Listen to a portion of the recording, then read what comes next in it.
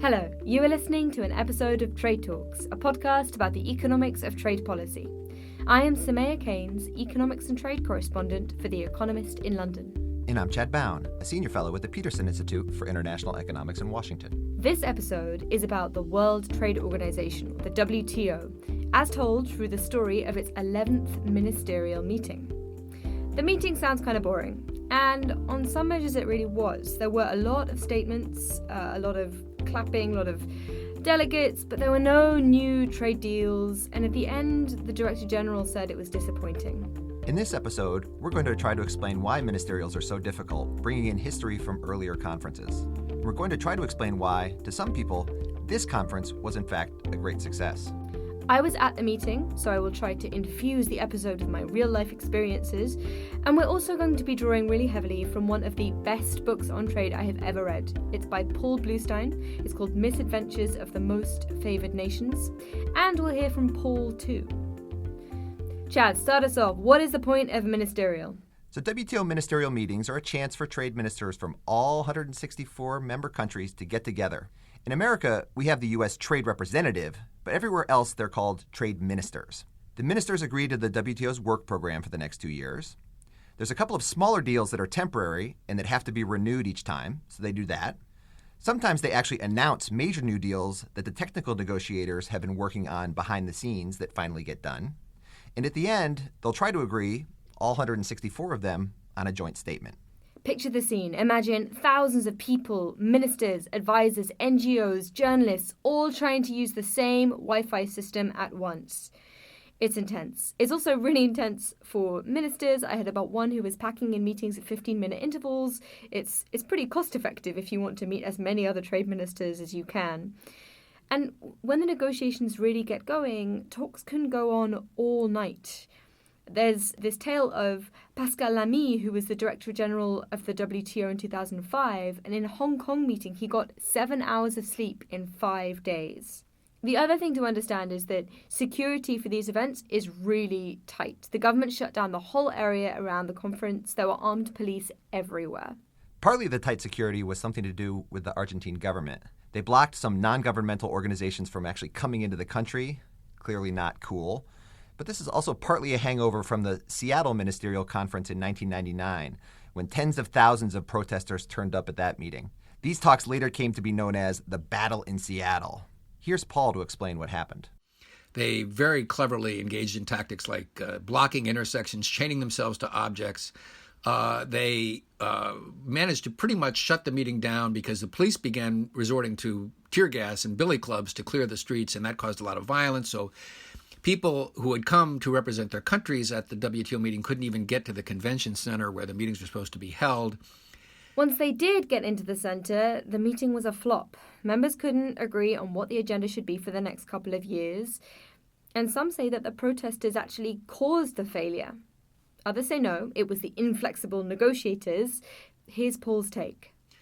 As I looked into this, the more I realized that it was wrong to completely dismiss the impact that the protests had. They really did have a big impact. And the reason for that is what happened on the fourth and final day. On that day, the countries were very divided, but there was a pretty substantial group who thought that with just a few more hours, and this often happens at WTO meetings, they often have to go past their self-imposed deadline. Just a few more hours, they could reach agreement. But when they went to the mayor of Seattle and asked for permission to stay in the convention center, he said absolutely not. Now, he was at that point under tremendous criticism, rightly so, for the mishandling of the protests. So the meetings had to break up. He told them, in fact, he would pull the police protection if they didn't evacuate the convention center on time. We can't prove that it scuppered the talks, but once the delegates scuppered, there was no hope of getting a deal. In Buenos Aires, the locals seemed less interested in protesting the WTO than their own government. Reportedly, there was a protest, around 2,500 people, but there were tens or hundreds of thousands of Argentines gathered the next day for a protest against their government. That was altogether more dramatic. In the conference center, from what I saw, it was pretty peaceful. So there is a connection between these protesters and the meeting. Sometimes they're protesting the whole system. It really does reflect the fact that when these ministers get together, they do have a chance to rewrite the global rule book, to change the rules of the entire system. This time in Buenos Aires, expectations were really low. No one was expecting a major rewrite of the global rules. One of the reasons they thought that is that mostly ministers arrive at these meetings with lots of the work already done for them. There might be a text with people disagreeing on wording, but this time the delegates were just really, really far apart. There really wasn't the same level of agreement that you would expect given past ministerials where they did actually make progress. One deal they were hoping to agree to was on fishing subsidies. Now, in economics speak, the basic problem is the simple tragedy of the commons. The story is individuals don't take into account the effect that their fishing has on the overall stock of fish, and so they fish too much. And that happens at the country level, but at the international level, it's even more complicated. And that's because these fish swim across these national borders out there in the oceans. So me, as an American, I overfish in international waters of the Pacific Ocean, waters that aren't really owned by anybody, and that causes problems for people seeking to fish sustainably all over the world. Addressing the overfishing problem has a lot of similarities with trying to deal with problems like climate change. Carbon emissions in the United States or China affects climate change everywhere. A second problem here, though, is that governments also subsidize fishing a lot. They do it through the fuel used on boats, but also by paying for ports and harbors. And these aren't the good kinds of subsidies either. These are subsidies that expand the capacity and incentivize overfishing. China and Japan are some of the biggest subsidizers, but Europe and other countries do the same thing as well. It's worth pointing out that some of the poorest people in the world are affected by this overfishing. If there are no fish in the sea, then that's their source of income gone. And that is why, in September of 2015, heads of government at the United Nations all agreed as one of the Sustainable Development Goals to conserve and sustainably use the oceans and the seas and marine resources. In that, they included a specific pledge to prohibit subsidies that contribute to overfishing. And also, they promised to eliminate subsidies that contribute to illegal, unregulated, and unreported fishing. Right? So illegal fishing, you'd have thought that would be easy to stamp out or to agree that you wouldn't subsidize it.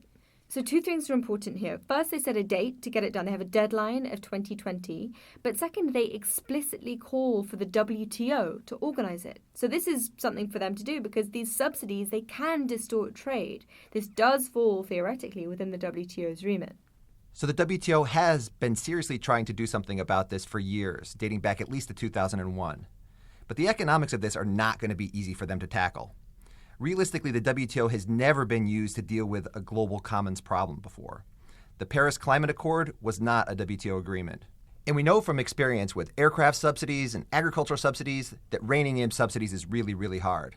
So while I agree something needs to be done, a lot is being asked of the WTO here.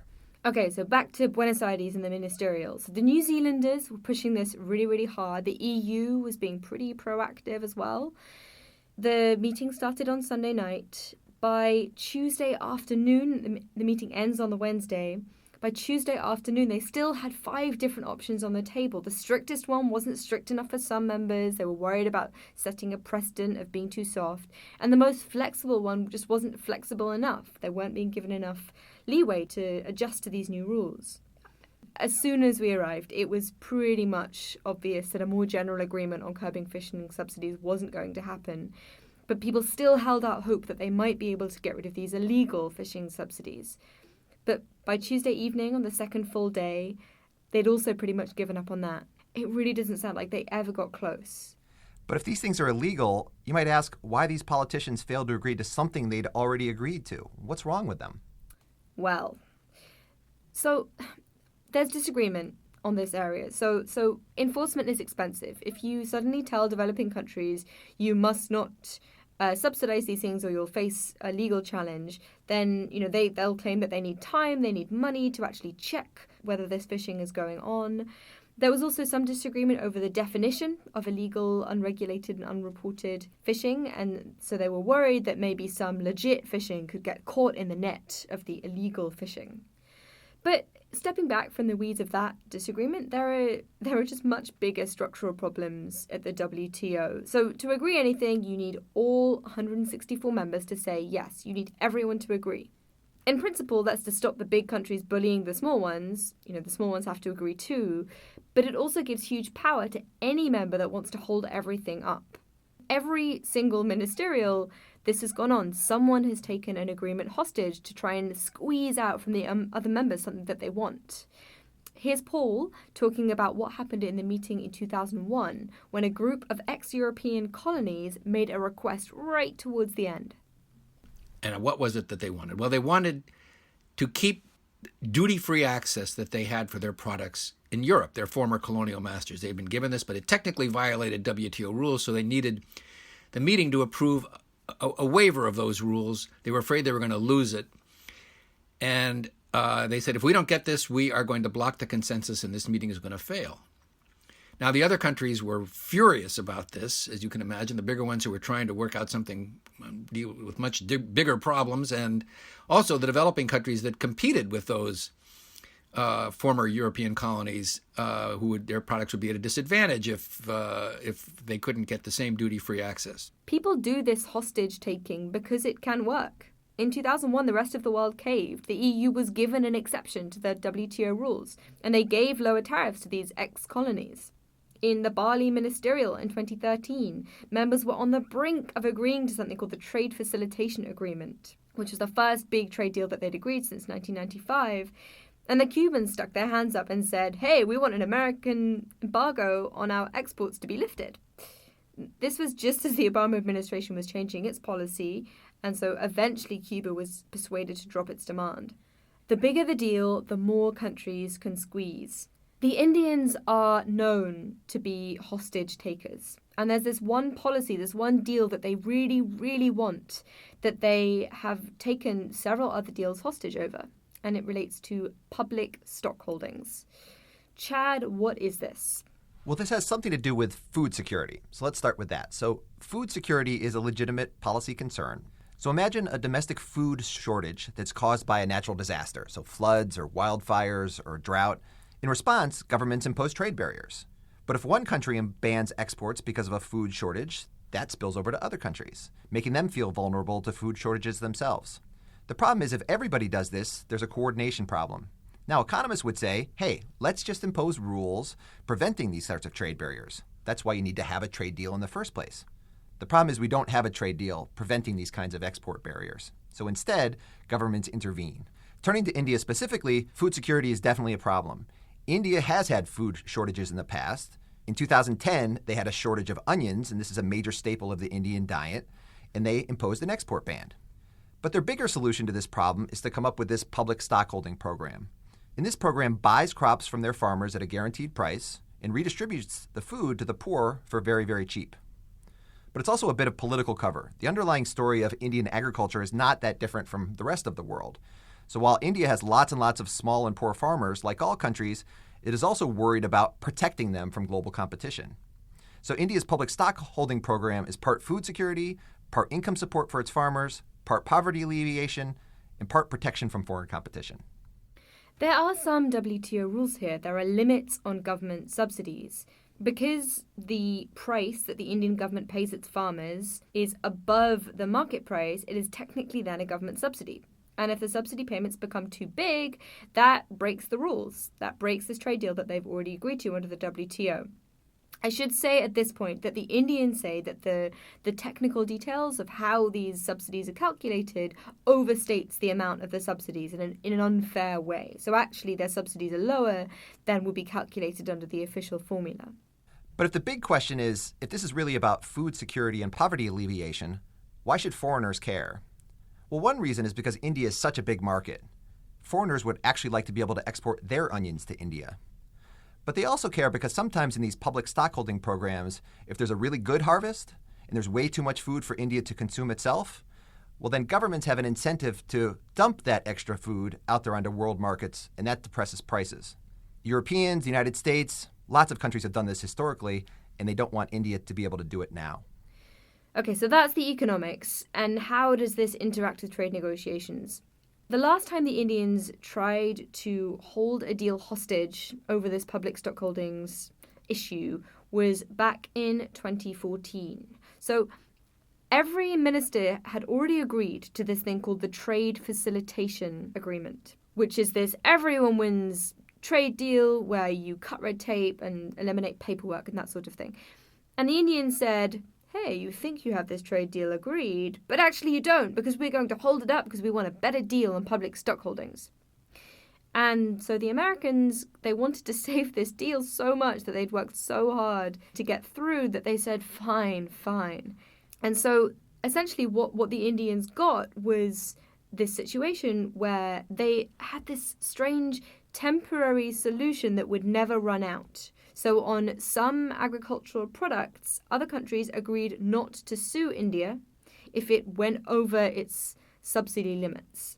There was a deadline on paper to get a permanent solution for this and to get something that everyone was happier with, and that deadline was in theory 2017, so this latest ministerial. But if they didn't meet that deadline, then that temporary solution would persist. And at this ministerial, the Indians arrived with this as their number one priority. So here's Suresh Prabhu, India's Minister for Commerce and Industry, at the opening plenary. One such issue is a permanent solution for public stockholding for food security purposes. This is a matter of survival for 800 million hungry and undernourished people of the world. A successful resolution of this issue would fulfill our collective commitment to the global community. In this context, we cannot envisage any negotiated outcome at MC11 which does not include a permanent solution. Long before this came along, the Americans had been fighting with the Europeans over getting them to remove their agricultural subsidies. And now the Indians are coming along, and again, with the Chinese really hiding behind them on this issue, asking to increase their subsidies. The Americans are saying no. Now, the U.S. is no saint. It gives large subsidies to its farmers, but this is really the graveyard of trade agreements. This time, the short version of the story is that the Indians did not get their way. Last time they took a hostage, the US administration really wanted to save this other deal. This time they weren't that fussed. When faced with the Indians making their demands, the US said, we will only negotiate a permanent solution as part of a much bigger package. If we want market access, if you want this agreement on subsidies. The Indians got really angry. They threw all the toys out of the pram, and the casualty was the fishing agreement. They also actually almost scuppered a couple of other things. So those deals we mentioned at the beginning that get renewed every time. One was this agreement not to tax digital flows relating to e-commerce. The Indians threatened not to approve that. The Americans said, fine, we'll scrap the agreement not to sue you for some kinds of intellectual property violations. And there was some threat maybe that India with its generic drugs could be subject to some of those legal challenges. Once the Indians realized that it would be not good to get sued for that drugs issue, they said, you know what, maybe we can approve this e-commerce thing. I think it was on Wednesday morning, everyone thought that these two things were dead, and then they miraculously came back to life. But fish still didn't get agreed. We cannot envisage any negotiated outcome at MC11 which does not include a permanent solution. All of this is to say that reaching an agreement is really, really hard. Given this hostage-taking, countries tying one thing to some other thing, it used to be the case that power was much more concentrated among the big economic blocs who were more aligned, the Americans and the Europeans, for example. But now you've got India, China, Brazil, lots of other countries involved. The geopolitics are much, much more complicated.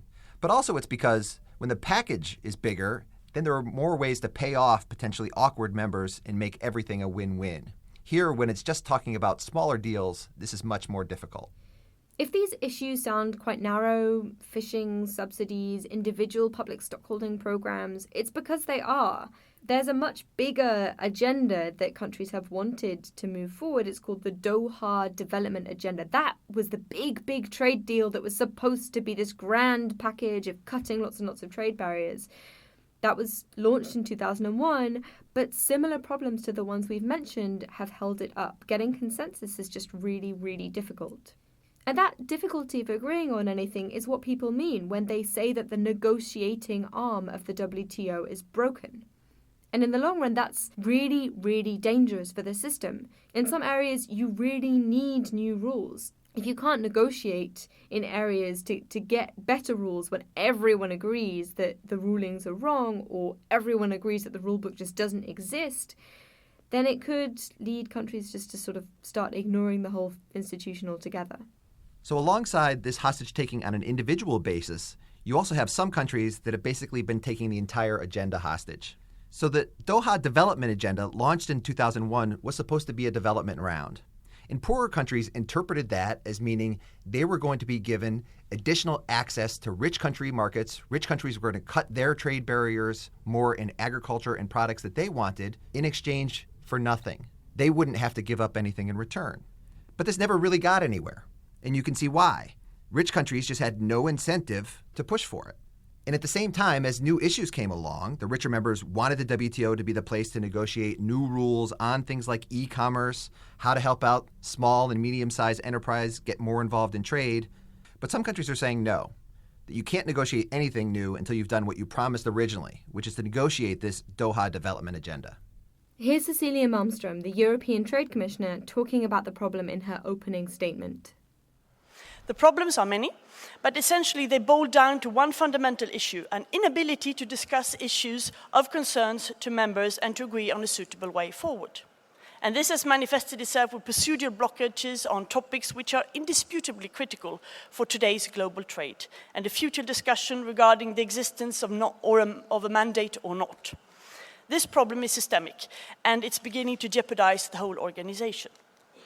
We have so much unfinished business that must be addressed. But at the same time, we cannot close our eyes to the fact that there are issues in the broader trade world that needs to be discussed, such as e-commerce, services, concerns of our small and medium-sized enterprises. The point is, there's a lot of work to be done here. And the fact is, this hasn't been happening at all under the WTO. And for countries like the United States and the Europeans, this has been really frustrating. It's partly why they've been looking for alternative deals to negotiate these new rules, regional deals like the TPP or the TTIP negotiations between the US and Europe. It's also led to a different kind of trade agreement called a plurilateral. So this has a plurality of countries, so not everyone.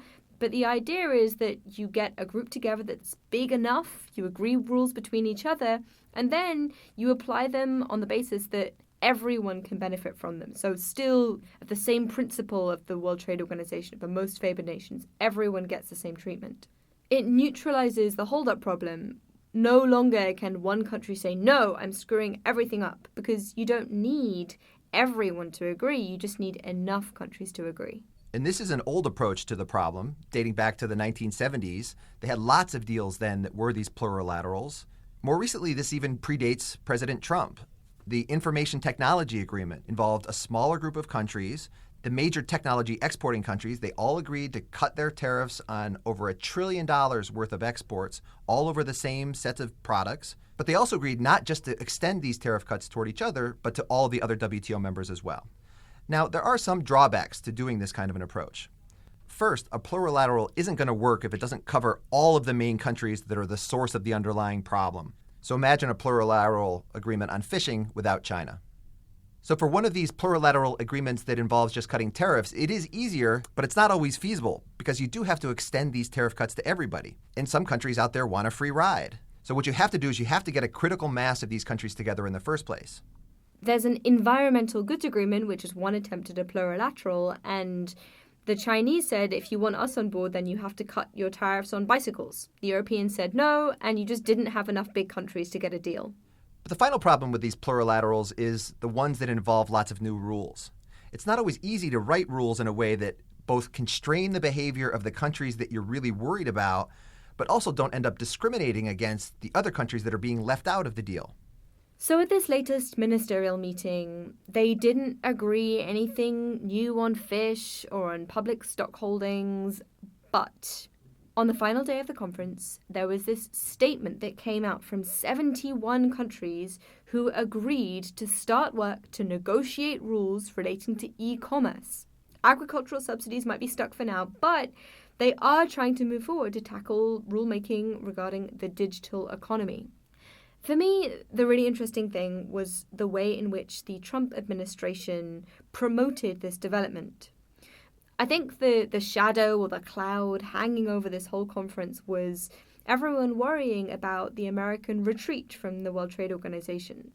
Getting agreement is hard enough without one of the main sponsors of this institution questioning its value or not really engaging in getting new deals. But the Trump administration did sign up to this e-commerce initiative. They're going to try this plurilateral. And in the statement, they said it was a significant milestone. They said that initiatives like this among like-minded countries offer a positive way forward for the WTO in future. That doesn't really sound to me like language of someone who sees no value in the institution. There was also a joint statement released the Trump administration along with the EU and Japan saying that they would cooperate on overcapacity and forced technology transfer, and they mentioned the WTO as a forum to deal with those issues. So there the target was clearly China, although it wasn't explicitly mentioned. And so, you know, for me, one of the takeaways was maybe we're turning a corner. Maybe this is the sign of the Trump administration taking a friendlier approach to the WTO and trying to change, you know, the world trading system from within. Maybe. And I hope so too. If so, that would be good. But stepping back, there's no easy way out of these structural problems. The protests, the hostage-taking, the difficulty in securing agreement, all due to these deep global divisions. There's still this lingering sense that the existing rules favor the rich countries. And there's also philosophical differences out there about what countries mean by development and the role of developing countries in the WTO. WTO members like the US and the Europeans, they think the rules should apply to everyone. The poorer countries think that they should have exceptions. Countries like India argue that they should be allowed to do what the US and the Europeans have been doing for decades on things like subsidies in agriculture. But for countries like India and especially China, is this right? Yes, these countries have low GDP per person and tens of millions of people still living in poverty. But because they're so large and their policies so easily spill over to affect what's going on in the rest of the world, there's fundamental disagreement over whether countries of this size really warrant special treatment, or whether, because they're so big, they should still have to stick by the rules that also apply to the rich countries. And that difference isn't easily resolved with plurilaterals and is another source of rot. Okay, so I'm a glass half full kind of person, and this conference was not as disappointing as some people have made out. There were steps forward, even on fish. They say that they made some progress towards getting an agreement in the future. It wasn't a complete failure. And they did manage to renew those things that get renewed every single time. But there are still really, really deep problems in the global trading system that need to be resolved. And every 2 years, we are going to be reminded of that in these ministerial meetings. So, some acknowledgements. Thank you so much to Paul Bluestein, whose great book, Misadventures of the Most Favored Nations, describes so many of the WTO ministerials. Before reading the book, I really didn't think that one could write a page-turner about trade, but he managed it. I really, really would recommend it. Great stocking filler for trade geeks out there. And I would as well. I'd also like to thank the behind-the-scenes team at the Peterson Institute. They're the ones that have helped make the Trade Talks 2017 season possible. Thanks to Jeremy Tripp, Helen Hillebrand, Melina Cobb, Sydney Ouellette, Daniel Hausch, Eitan Erkowitz, and Steve Wiseman. And that's all from Trade Talks. So we'll be back in January. As always, please, if you're enjoying the podcast, tell your friends about it. Under the mistletoe, as you're waiting for the ball to drop or watching fireworks, make Trade Talks part of your holiday season. And if you have any specific feedback or ideas for future episodes, then do get in touch. I'm at Soumaya Keynes. And I'm at Chad Bown. And we're on @trade__talks. That's not one, but 2 underscores, @trade__talks. Because when it comes to real life trade talks, you need a podcast episode that is twice as long. Chad, can I plug my thing? Sure. Your thing. Go ahead and plug it. So, Soumaya, have you been working on anything else aside from Trade Talks? Funny you ask. So over the last few months, I've been working on this piece about women in economics and why there are so few of us. It's on economist.com. I've also tweeted it out, so search for women economics at economist.com and you'll find it. Please read it.